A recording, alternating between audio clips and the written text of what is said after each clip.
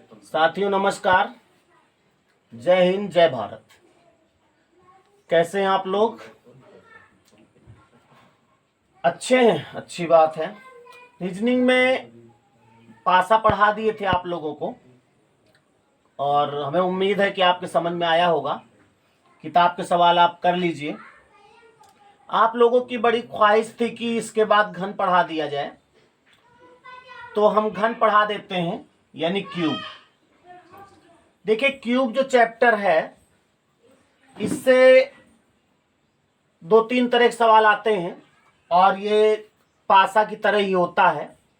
पासा की तरह होता मतलब इसका जब चित्र बनता है क्यूब का तो पासा की तरह ही बनाया जाता है, थोड़ा सा बड़ा बनाया जाता है।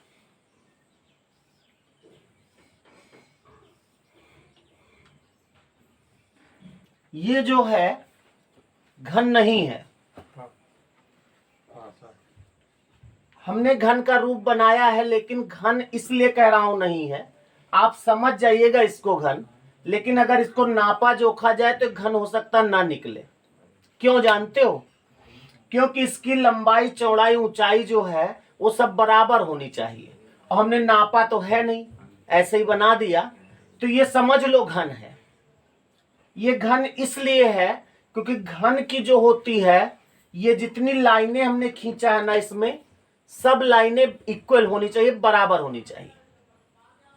यानी अगर एक लाइन जो है 5 मीटर की है तो जितनी लाइनें हैं इसमें सब 5-5 मीटर की होनी चाहिए। और अगर ऐसा नहीं है तो वो घन नहीं बनेगा फिर। तो घन की सभी जितनी भी लाइनें होंगी इसमें सब जो है बराबर होंगी। तो अब यही समझ लो, अगर एक इस लाइन को हम भुजा कहते हैं। क्या कहते हैं? भुजा। एक भुजा की अगर हम माप बता दें आपको, तो आप सभी भुजाओं की माप निकाल सकते हो। निकाल के सकते हो, होंगी उतनी।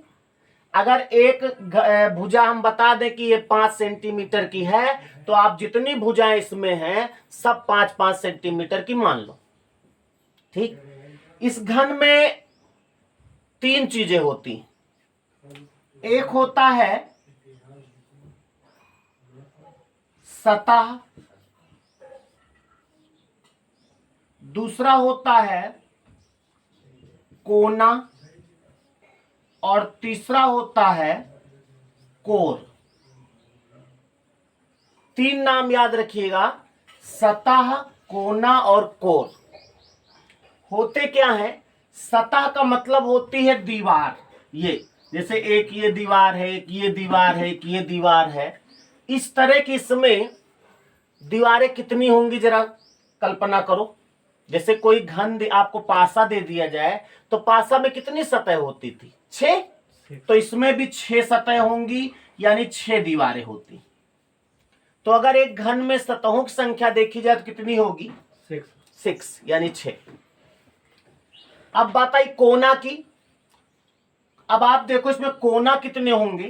कोना का मतलब ये होता है 1 2 3 4 5 6 7, और एक और होता है जो दिख नहीं रहा, पीछे होगा। यानी कोना जो इसमें होते हैं वो 8 होते हैं। अब बात आई कोर। कोर क्या होता है? जो हमने भी भुजा नाम दिया था ना, ये जो लाइनें खींचा है आपने, ये सब कोर कहलाते हैं। कभी घर बनवाया होगा आप लोगों ने?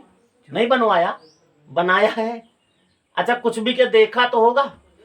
उसमें जो मिस्त्री होता है, राजगीर, वो मॉडल पूरा कहो 2 दिन में तैयार कर दे, पूरा कमरा बन जाएगा, लेकिन उसका जो धार कोर बनाने में, जब प्लास्टर करता है तो धार कोर बनाने में बहुत टाइम लगता है। धार कोर मतलब कोई खिड़की है तो उसको जो किनारा मिलाता है। धार कोर का मतलब होता, वही कोर शब्द है यहां पर, एक ऐसे एक ऐसे, जहां पे ये दोनों मिलते हैं, एक ये दीवार एक ये दीवार यहां पे ज्वाइंट हो रही है ना, तो ये जो है ये कोर होती है। पढ़ाई लिखाई में कर ले तो इसमें जो भुजाएं होंगी वो सब कोर कहलाती। तो देखा जाए तो इसमें भुजाएं हैं कितनी? 1 2 3 4 तो इधर है, 4 पीछे होंगी, 8 9 10 11 और एक इधर 12, यानी कोर जो होते हैं घन में 12 होते हैं। तीन चीजें जो बेसिक है आपका कि किसी भी घन में सतहों की संख्या 6 होती है, कोना 8 होते हैं और कोर सदैव 12 होते हैं। क्लियर हुई बात? अभी जब आप चैप्टर पढ़ेंगे तो इन शब्दावली सतह और कोना और कोर की जरूरत पड़ेगी, क्योंकि इसमें इसी से सवाल होते हैं। इसमें सवाल कितनी तरह के होते हैं? देखिए, एक सवाल आता है इसमें कि एक बड़ा घन है जिसकी भुजा इतने सेंटीमीटर है, बता देगा, कहेगा उससे इतने इतने सेंटीमीटर के छोटे छोटे घन काटो। तो छोटे छोटे घन काटने के लिए बड़े घन को कितनी बार काटना पड़ेगा? एक सवाल ये आता है। पूछेगा कि बड़े घन से जब छोटे घन बनाएंगे, दोनों की माप देगा, तो कितने छोटे घन बनेंगे? तीसरा सवाल होगा कि बड़े घन की भुजा दे देगा, छोटे घनों की संख्या दे देगा और छोटे घन के भुजा की माप पूछ लेगा, और या कभी कभी छोटे घन की माप दे देगा और सब कुछ देगा, बड़े घन की भुजा पूछ लेगा। एक ये सवाल होगा। एक सवाल होता है इस बड़े घन को सब तरफ से रंग दिया जाए या दो तरफ से रंगा जाए, चाहे यानी रंगाई पुताई वाला सवाल होता है, उस पर हम चर्चा करेंगे अभी। तो इससे हम पहले एकदम बेस से शुरू करते हैं। जैसे एक बड़ा घन है, सामने है, पहले सवाल की ओर चलते हैं थोड़ी भूमिका लेकर के। और पहला सवाल क्या होगा, हम बताने जा रहे हैं कि बड़े घन से छोटे घन बनाने में बड़े घन को कितनी बार काटना पड़ेगा। हम पहले काटने की बात कर, काटना सीख जाओगे तभी तो छोटे छोटे घन बनेंगे। तो अब हम आपको काटना सिखा रहे हैं, ठीक? लेकिन इतना भी काटना ना सीख नहीं लेना कि काटे लगो, नहीं।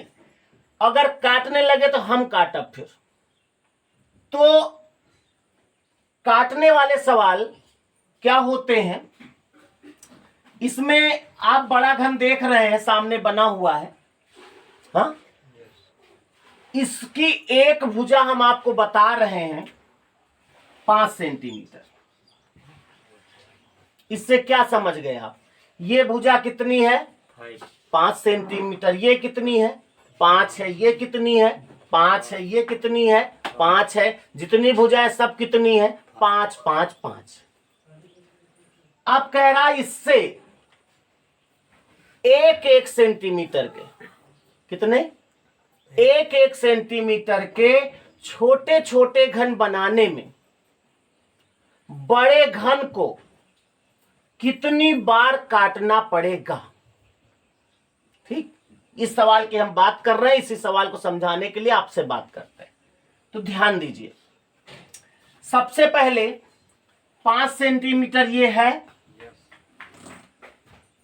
इससे जब एक एक सेंटीमीटर के हमको टुकड़े करने हैं तो बताओ इस पे हमको कितने कट मारने पड़ेंगे? 5। यही तो इंडिया हार जाती है। अगर ये मार्कर है, अगर क्या मार्कर है ही है, मार्कर है ना, बिल्कुल।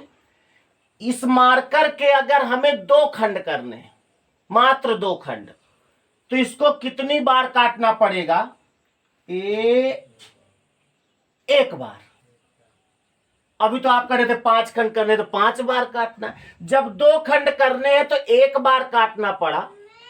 अच्छा, इसके अगर 3 खंड करने हो बराबर बराबर के, तो एक यहां से काट दिया, एक यहां से, कितनी बार काटना पड़ेगा? 2 बार। 2 बार काटना पड़ेगा 3 खंड करने के लिए। अगर 4 खंड करने हो तो 4 बार काटेंगे? नहीं, जब 2 खंड करने तो 1 बार काटा, 3 खंड करने थे तो 2 बार काटा, 4 खंड करने हैं तो 3 बार काटना पड़ेगा, तो 5 खंड करने हैं तो 4 बार काटना पड़ेगा। यानी एक भुजा को जितने खंडों में बांटना होता है उससे 1 कम बार काटा जाता है। इसके अगर हमें 5 खंड करने हैं तो इसको 4 बार काटना पड़ेगा। सिंपल उदाहरण, बहुत सारे उदाहरण। एक रस्सी है 10 मीटर की, कैंची से उसको 1-1 मीटर के काटना है, तो कैंची कितनी बार चलाना पड़ेगा भाई? 10 बार? नहीं, 9 बार। कॉन्सेप्ट समझ में आया? कॉन्सेप्ट क्या है? एकदम सिंपल है, केवल ध्यान देना है उधर। जानते आप सब लोग सब कुछ हो, बस केवल हमको उधर इशारा करना है। तो इतनी बात समझ में आ गई ना कि एक कोई भी भुजा होगी, उसके अगर 10 खंड करने हैं तो 9 बार काटना है, 20 खंड करने तो 19 बार काटना है, 5 खंड करने हैं तो 4 बार काटना है, 9 खंड करने तो 8 बार काटना है, जितने खंड करने हैं उससे एक कम बार काटना है। क्लियर हुई बात? तो इस भुजा के अगर 5 सेंटीमीटर है ये, इसके अगर 5 खंड करने हैं तो हमको इसको 4 बार काटना पड़ेगा। ठीक, थोड़ी देर के लिए आप समझ लें कि ये घन नहीं है, ये एक पनीर देखा है? पनीर वो वाला नहीं जो शादी ब्याह में मिलता है और मसक देते हो, वो नहीं, जहां जब खरीद के लाते हो पनीर, तो उसका एक, जैसे 1 किलो पनीर आप लाए पैकेट, तो 1 किलो का पैकेट होता है, वो जो टुकड़ा होता है, इमेजिन करो ये वो रखा है। अब इसके हमें भाई सब्जी बनाने के लिए टुकड़े करने पड़े, यही पूरा थोड़े डाल देंगे उसमें, इसके टुकड़े करने पड़ेंगे, और टुकड़े ऐसे करने हो जिनकी लंबाई चौड़ाई ऊंचाई फिर बराबर हो, यानी घनाकार हो। तो कितनी बार काटेंगे जरा सोचो। समझ लो पनीर का टुकड़ा है, पनीर का टुकड़ा जो होता है उसको पहले सीधा सीधा काटते हैं, रख के सीधा सीधा काट दिया, उसके बाद उसको घुमा दिया, फिर ऐसे सीधा सीधा काटा, यानी 2 तरफ से काट दिया, अभी भी छोटे छोटे टुकड़े नहीं बने। अब उसको पकड़ के फिर खड़ा करो और फिर खड़ा खड़ा ऐसे काटो, यानी उसके अगर टुकड़े बनाने तो हमको 3 तरफ से काटना पड़ा। कितनी तरफ से? अगर ये चीज समझ में नहीं आ रही है तो जब कभी कोई फंक्शन हो ना, तो खाना खाने ना जाओ, थोड़ा पहले जाओ, जहां वो मिस्त्री होता है ना, बनाता है खाना, वो बैठो थोड़ी देर, देखो उसको पनीर कैसे काटता है। टुकड़ा रखेगा, ऐसे ऐसे मारेगा, घुमा देगा, ऐसे ऐसे मारेगा, पलट के फिर सीधा सीधा काटेगा और टुकड़ा निकलते चले जाते हैं। समझ में आई बात? तो इसको उसी तरह काटना है। इससे छोटे छोटे घन बनाने हैं, तो ये तो पक्का हो गया, एक भुजा पर 4 वार करने हैं, क्योंकि हमको 5 सेंटीमीटर भुजा थी, इसके 1-1 सेंटीमीटर के बनाने हैं, तो जितनी भुजाएं सब पे 4-4 कट मारना है। तो हम एक भुजा पे 4 कट मारते हैं। एक, लंबाई थोड़ा कम ज्यादा हो जाए कोई दिक्कत नहीं, 2, 3, 4। ये जब हम सीधा सीधा मारेंगे तो ऐसे भी कट लगेगा, ऐसे ऐसे 4 लाइनें हमने खींच दिया, तो ये 4-4 के लंबे लंबे चक्का निकल आए। उसके बाद अब इस भुजा पे भी 4 मारेंगे, 1, 2, 3, 4, और ऐसे मारेंगे तो ऐसे जाएगा।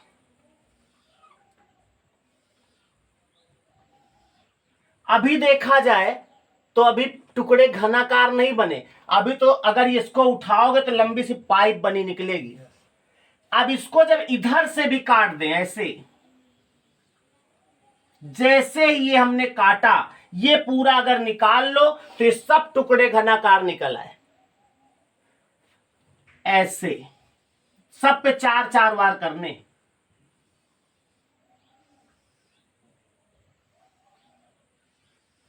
ये अब इसमें अगर धक्का लगा दो तो सब छोटे छोटे टुकड़े निकल आएंगे। ठीक, तो आप अब यही पूछेगा कि एक बड़े घन की एक भुजा 5 सेंटीमीटर है, उससे 1-1 सेंटीमीटर के छोटे छोटे घन बनाने के लिए बड़े घन को कितनी बार काटना पड़ेगा। तो आपको आप अगर देखें कितनी बार काटा आपने, इधर से 4 बार, इधर से 4 बार, यानी 8 हो गए, इधर से भी 4 बार, यानी 12 बार आपने काटा है। आंसर आपका आ गया। कितनी बार काटा? 12 बार। ये तो था पूरा खुला मंच सामने आपके करके। लेकिन अगर पेपर में आएगा तो क्या इस तरह बनाओगे और काटोगे तब गिनोगे? तब तक तो हमको लगता है वेतन भी 1 महीने का आ चुका होगा कुछ लोगों का नौकरी करने के बाद। ये नहीं करना है। आपको करना कैसे है, सबसे पहले बड़े घन की भुजा जो बताई जाए उससे कितने के छोटे छोटे घन बनाने हैं, उससे ये मालूम पड़ जाए कितने खंड होने हैं एक भुजा के। जैसे 5 सेंटीमीटर थी बड़े घन की भुजा, 1-1 सेंटीमीटर के काटने थे, तो 5 देखा जाए तो 5 खंड होंगे। मालूम कैसे पड़ गया? 5 को 1 से भाग दे लो, यानी 5 खंड होंगे एक भुजा पे। और 5 खंड करने के लिए 4 बार वार करना पड़ेगा, और 4 बार एक तरफ से तो 3 तरफ से 4 तिहाई 12। कोई गुणा भाग नहीं करना, कोई सूत्र नहीं लगाना। सवाल देते हैं, देखो आप करेंगे। बड़े घन की भुजा 18 सेंटीमीटर है, रेडी। इससे आप 3-3 सेंटीमीटर के छोटे घन अगर बनाओगे तो घन को कितनी बार काटना पड़ेगा? 18 को 3 से भाग दे तो 6 खंड आए। 6 खंड करने के लिए 5 बार काटना है, और 5 बार एक तरफ से तो 3 तरफ से 5 तिहाई 15 बार काटना पड़ेगा। तो कुछ बात समझ में आई? तो काटने वाला सवाल होगा, दे सवाल, इसको मिटाएं।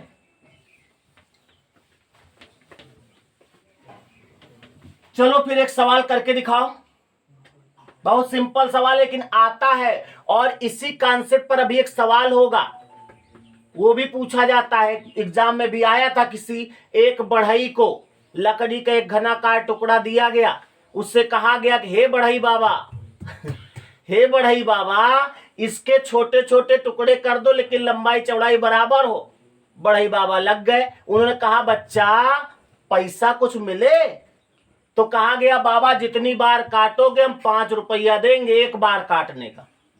तो लास्ट में बढ़ई बाबा को 125 रुपया मिला। तो पूछा जाएगा कि बढ़ई बाबा ने कितनी बार काटा है उसको, ये पूछा जाएगा, या पूछा जाएगा कितने छोटे घन बनाए। ये सब कॉन्सेप्ट, ये सब सवाल इसी कॉन्सेप्ट पर होंगे। पहले ये सीख लो, फिर उस सवाल पर आते हैं। ध्यान दो, हम कह रहे हैं एक सवाल है आपके सामने, काहे लिखेंगे जब सुविधा हमारे पास है। ऑपरेटर महोदय बैठे हैं, सवाल दीजिए एक। ये सवाल आपके सामने है। सवाल कह रहा है एक बड़े घन की भुजा 10 सेंटीमीटर है।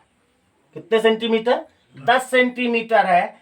उससे 2-2 सेंटीमीटर के छोटे छोटे घन बनाने के लिए बड़े घन को कितनी बार काटना पड़ेगा? कोशिश करो जल्दी से। 10 सेंटीमीटर, 2-2 के छोटे छोटे घन बनाने यानी 5 खंड करना यानी 4 बार, 4 को 3 से यानी 12 बार काटना पड़ेगा। ठीक, ये तो लिखा पढ़ी में आया, इसको ऐसे कैसे लगाएंगे? 10 सेंटीमीटर भुजा है, 2-2 के बनाने हैं, 5 आएगा यानी 5 खंड होंगे, और 5 खंड करने के लिए 4 वार करने पड़ेंगे, और इसका कितनी बार काटना पड़ेगा निकालने के लिए एक सूत्र है, जितने वार उसका 3 बार, जितने वार उसका 3 बार। तो 4 वार करना पड़ेगा, 4 तिहाई 12 बार काटना पड़ेगा। कठिन है क्या? ना पढ़ाई कठिन माने कुछ नहीं, कठिन कैसे होगा? तो आंसर क्या आया? 12। क्लियर? एक सवाल और हो जाए, हो जाए। लाइए भाई सवाल, इसको लगाएं, लेकिन इसमें पेन नहीं चलेगा। ऐसे लगा के दिखाओ जल्दी से। 2 सेकेंड, 3 सेकेंड, 5 सेकेंड, इससे ज्यादा नहीं लगेगा। खाली गुणा और भाग करना आपको आता हो, मन में लिखना ना पड़े।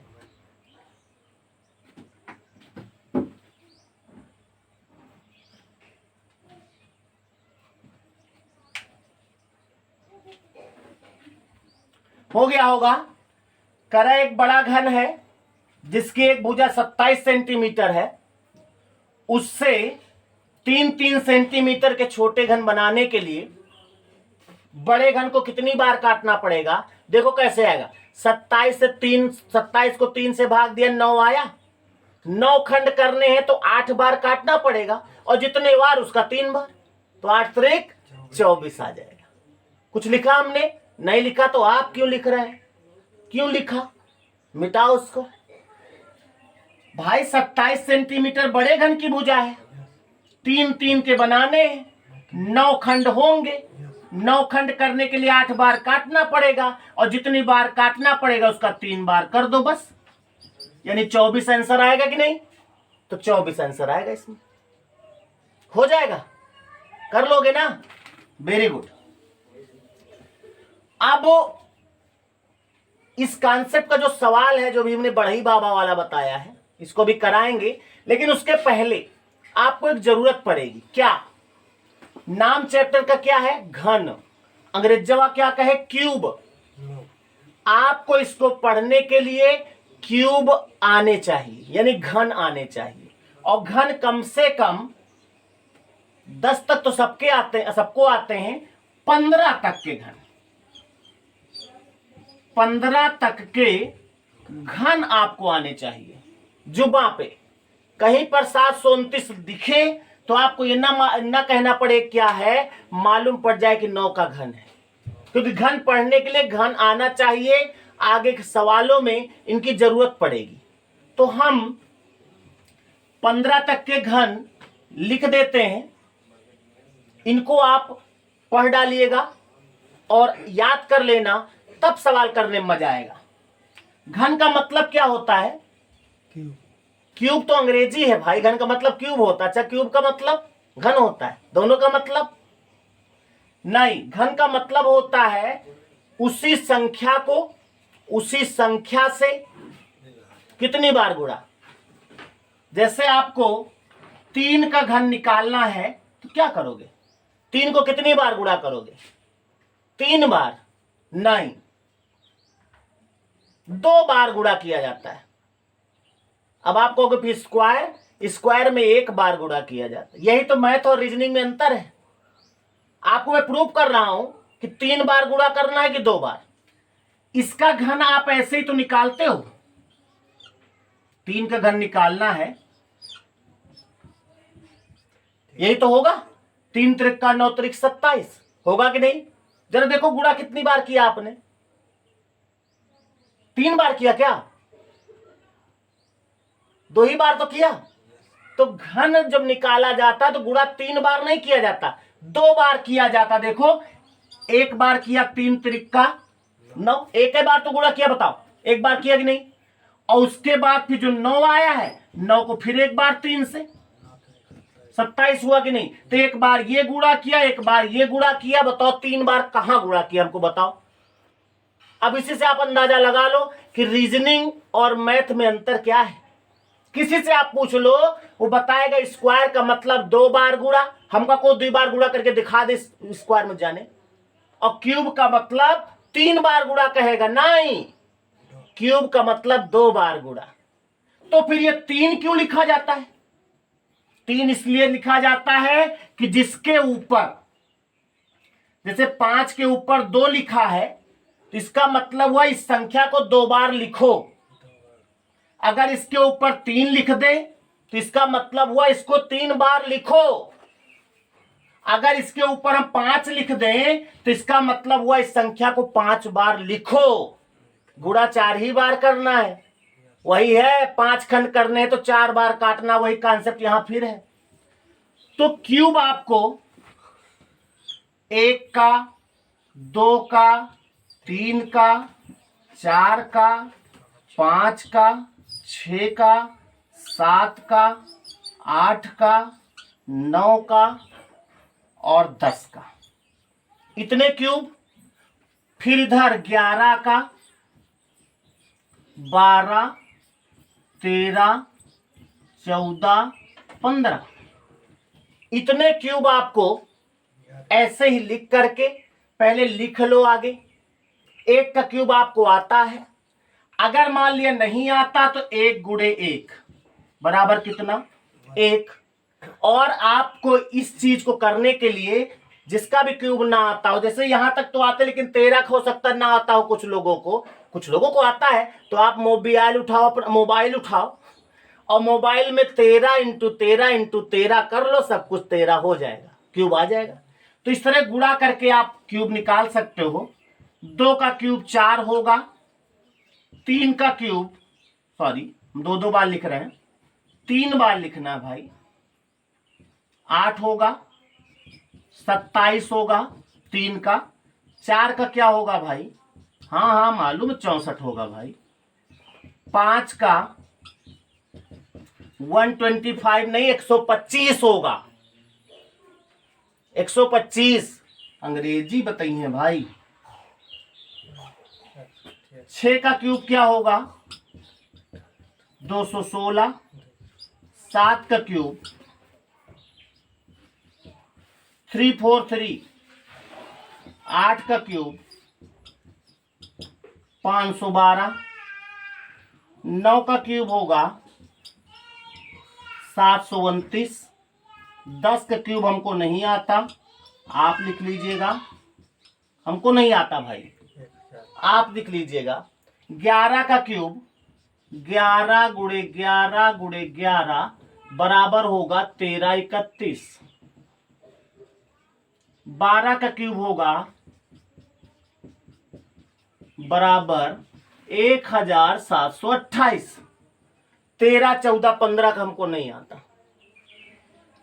क्या करें, नहीं आता तो नहीं आता, तो आप इसको गुणा कर लेना, 13 गुणे 13 गुणे 13 बराबर जितना है वो होगा 14 गुणे 14 गुणे 14 बराबर 15 गुणे 15 गुणे 15 बराबर। ये 3 क्यूब आप गुणा करके निकालो, जिसको आता अच्छी बात। तो ये क्यूब आप रट डालो, तब जो है आगे सवाल करने में मजा आएगा। और ये क्यूब समझ लो आपकी मुट्ठी में है। क्यूब अगर आपको याद है कहीं पर 729 लिखा है तो उसके साथ 9 दिखना चाहिए, कहना ना पड़े। कहीं 512 लिखा है तो आपको उसके साथ 8 दिखना चाहिए, और इनको याद कर लेना। फिर हम अगला कॉन्सेप्ट लेकर अगले वीडियो में हाजिर होंगे, और अब मजा आएगा। अब ये घन शुरू हुआ है तो घनघना ही जाए, पूरा खत्म करके ही इसको छोड़ना है। ये क्यूब आप याद कर लीजिएगा। आज के वीडियो में यहीं तक, मिलते हैं अगले वीडियो में घन के और कुछ सवालों के साथ और कुछ नए नए कॉन्सेप्ट के साथ। मजा आएगा। नमस्कार।